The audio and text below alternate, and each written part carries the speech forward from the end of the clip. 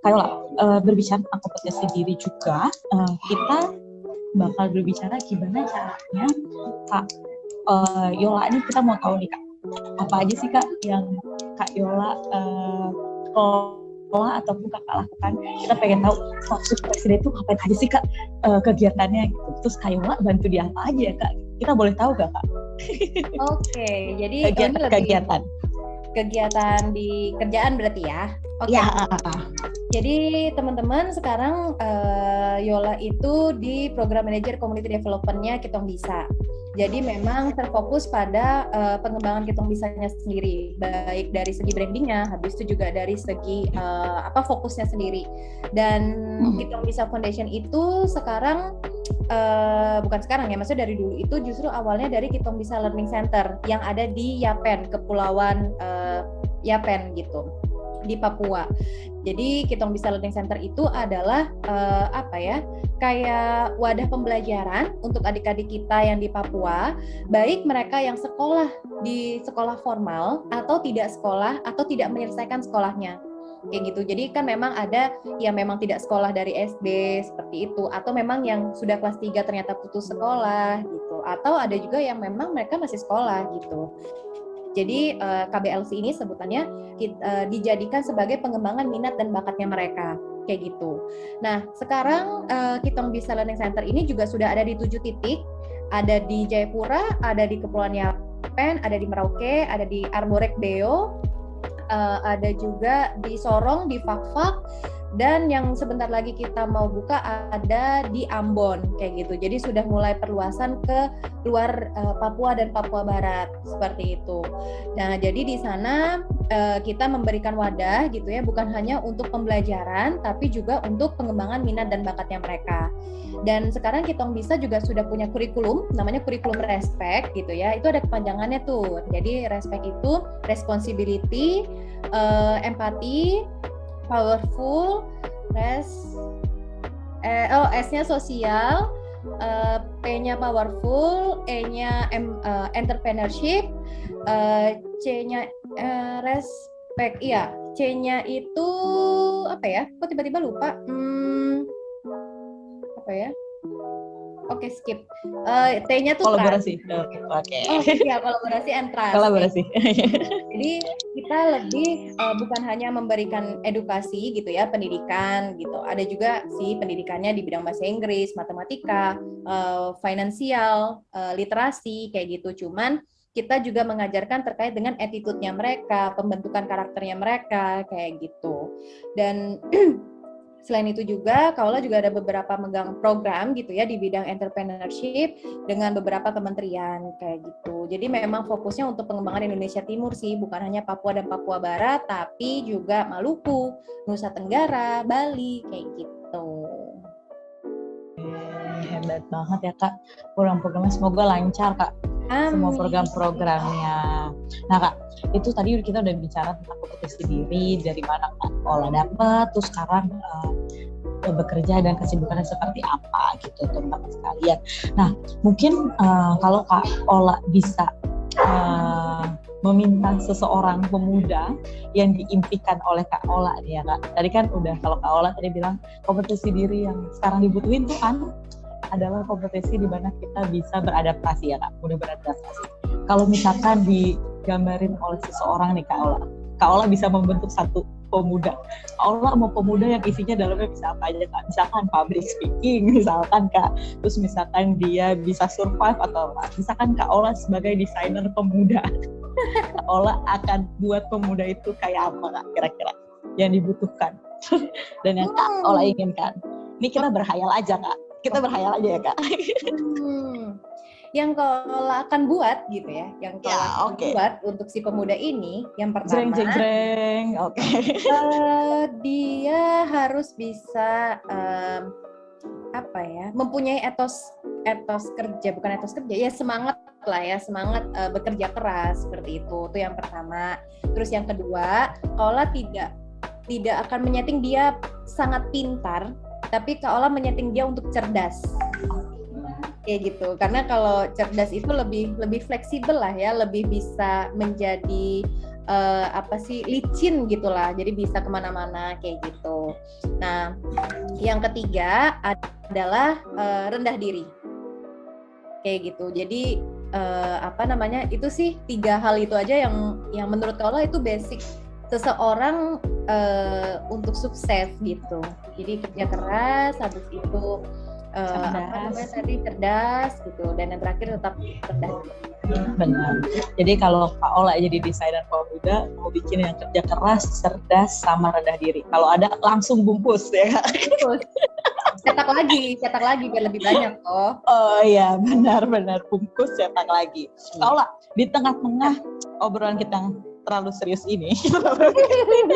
Serius banget ini, sangat tegang. Ini sangat tegang. Oke Kak, Ana mau kasih satu pilihan. Enggak deh, ada 3 pilihan Kak. Jadi Ana misalkan, enggak ada. Ini jadi gini Kak, misalkan Ana bilang Ana atau Zahra, Kakak pilih yang mana? Tapi cepet Kak. Oke Kak? Oke. Siap? Ini Zahranya ada di sini nggak? Enggak. Ini contoh Kak. Ya. Ada. Oke. Oh ya, nyaut. Iya, misalkan bubur ayam atau nasi padang, misalkan gitu Kak. Kakak pilih apa cepet? Oke Kak? Aman. Aman? Oke, kita mulai ya. Ini cuma 3 aja kok Kak pilihannya. 3, 2, 1. Bali, Jakarta? Bali. Oke. Sendiri di jadi ketawa dulu kira. Sendiri di kosan atau nongkrong rame-rame di tempat nongkrong? Nongkrong rame-rame lah. Oke. Pilihan ketiga yang terakhir nih Kak. Kerja ngantor 1 minggu atau kemah 1 minggu? Kemah 1 minggu. Oke, tepuk tangan dulu buat Kak Ola. Aduh, ini mudah-mudahan Bang Billy nggak nonton gitu ya.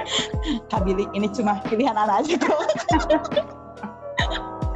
Jadi besok kalau ada pengajuan cuti 1 minggu itu kemah Kak Ola ya. Bukan kerja ya. Aduh, bukan acara keluarga gitu. Oke. Teman-teman sekalian, dari 3 pilihan itu cuma bikin kita biar nggak tegang-tegang banget gitu ngomongin kompetisi diri setelah Kak Ola ngedesain pemuda yang diinginkan ya kan. Kak Ola, tadi udah ngomong yang ada di dalam diri pemuda itu, yang diharapkan apa, terus kompetisi diri Kak Ola apa, terus implementasi kompetisi diri Kak Ola yang sampai saat ini akhirnya bisa membantu seseorang yang kehilangan status presiden saat ini. Dan banyak banget tanggung jawab Kak Ola, hebat banget pasti.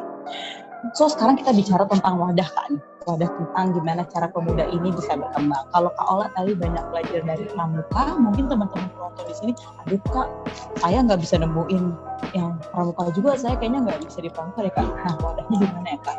Nah gitu tuh. Kak Ola bisa dong beberapa hal pandangan Kak perihal wadah kompetisi diri ataupun organisasi yang teman-teman pemuda saat ini harus ikuti. Seperti apa? Mungkin dari karakteristik ataupun bisa sebut merek juga nggak apa-apa Kak. Sebut merek gitu. Kita promosi aja teman-teman, monggo masuk di rumah merek. Gak. Bercanda. Karakter dulu Kak, tapi intinya rumah milenial tetap. Iya benar. Pramuka ya kalau ikutin aja gitu ya. Pramuka rumah milenial di Bandung Kota. Jadi sponsor acara ini. Oke, baik. Yap, jadi teman-teman sebenarnya untuk wadah pengembangan kompetensi diri itu dimanapun teman-teman bisa pelajari. Cuman balik lagi yang tadi Ola sampaikan di awal bahwa teman-teman harus konsisten dan sungguh-sungguh menjalaninya gitu. Sebanyak apapun teman-teman mengikuti organisasi, tapi teman-teman tidak konsisten, tidak maksimal, itu tidak akan dapat apa-apa kayak gitu. Jadi misalnya nih teman-teman merasa ayo udah cukup 1 aja gitu, nggak masalah, tetap cuma 1, tapi teman-teman maksimal di situ, aktif gitu ya, bahkan sangat aktif kayak gitu, dan pasti teman-teman bakal dapat banyak hal yang dipelajari dan akhirnya itu bisa menjadi kompetensi teman-teman. Apalagi di zaman kayak gini ya. Ini FIW aja ya teman-teman. Ana, Kak Ola itu kerja belum pernah menggunakan ijazah Kak Ola, tapi menggunakan relasi di organisasi. Tuh, Bahkan sekarang kalau tadi Ana ngulik gitu di awal, gimana sih kok Kak Ola bisa ada di belakangnya Bang Billy gitu ya? Karena Bang Billy itu sama-sama Kak Ola di Rumah Millennials, coba. Hebat banget. Ini jadinya bukan kita ngelamar, kita dilamar ya Kak kalau kayak gini.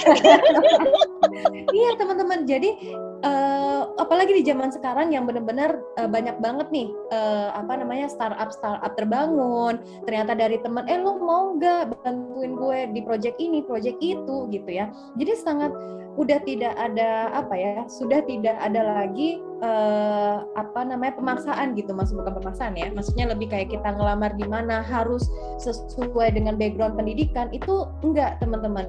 Nah, tapi karena pas kebetulan Ola manajemen bisnis, jadi banyak dasar-dasar manajemen yang Ola dapatkan dan akhirnya Ola implementasikan lah ke organisasi, ke lapangan pekerjaan gitu. Walaupun basic Ola bukan di dapat kerjanya yang bisnis gitu, yang relate kayak gitu teman-teman. Jadi Ola juga nggak pernah nyangka nih kalau ternyata, Ola bisa dilirik nih ya sama Bang Billy gitu. Dan justru Bang Billy itu ngelihatnya karena Ola di RM itu Community Development Director, dan sedangkan yang dibutuhin Kitong Bisa kemarin itu adalah Program Manager Community Development.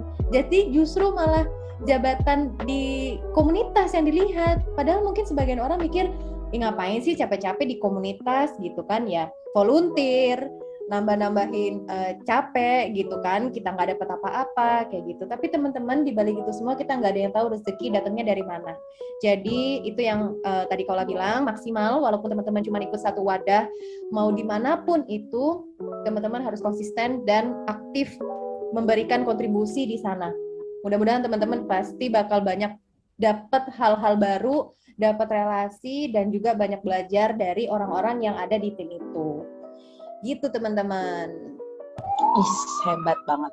Jadi apapun wadahnya, penting kitanya ya Kak. Kalau misalkan kita harus bisa maksimalin dari yang Kak Ola bilang, jangan tanya organisasinya bisa ngasih apa ke lu, tapi lu bisa ngasih apa ke organisasi. Bener gak? Ayo. Begitu teman-teman sekalian. Teman-teman sekalian, ini iklan dulu Kak. Nah, Acceleration Class Master Pro akan berkelanjutan, nggak cuma Kak Ola aja, pemuda yang hebat yang hadir di sini, tapi nanti akan banyak pemuda-pemuda lainnya. Jadi kalau hari ini kalian dapat banyak hal tentang kompetisi diri dari Kak Ola, selanjutnya kita akan banyak tema-tema yang kita bisa diskusi dan kita share di YouTube kita. Gitu. Kak Ola, sekarang mitos atau fakta? Apa nih? Menguak dari mana Kak, diri mana? Kata Kak Ola gini, kayaknya kemarin gue gak ada talking point ini deh. Zahra juga. Zahra mohon maaf nih.